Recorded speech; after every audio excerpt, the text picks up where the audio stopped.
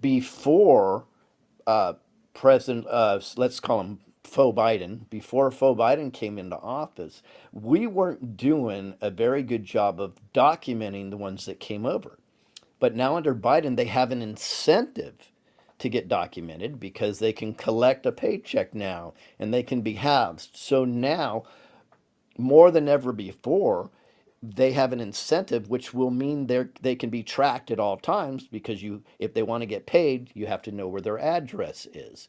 That's a little different dichotomy than we've seen in before, where they would avoid the border patrol. And when I was there, SD, there was 200 people that literally were sleeping on our side of the border for 3 days, waiting for the border patrol to pick them up when they easily could have moseyed down the road. And that's because I believe they want to be documented because now they get services. I wonder if there's, I know it's a long question, but is there an underlining, maybe a positive thing to the fact, maybe this is a game that's being played so we can actually document them?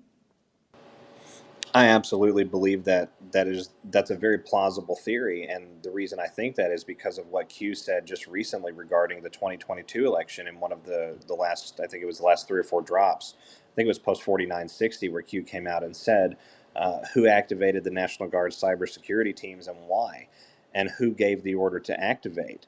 Sort of tantalizing us out there, letting us know that there is a greater force at play here, and we know that NSA works through very, very advanced hacking capabilities, much of which was leaked through Edward Snowden. And we know that that's probably only 25% of the various capabilities that are actually deployed right now, things like XKey and Prism.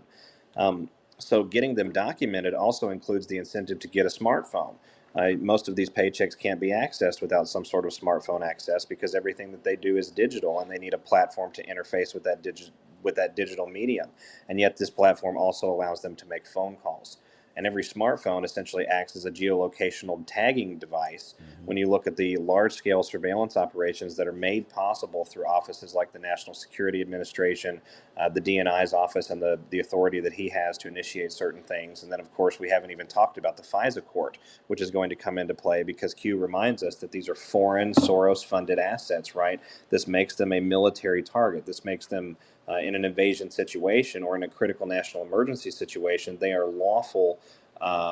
They're not civilians, right? It's not a war crime to tackle them in the way that needs to be tackled. And I imagine many of them will likely just drop their arms and surrender peacefully and quietly, rather than be massacred by a large scale military response. And those that do not do so, we can categorically show out to have been bad actors here on the behalf of some sort of other bad actor wishing the American people and the Republic of the United States essentially existential harm.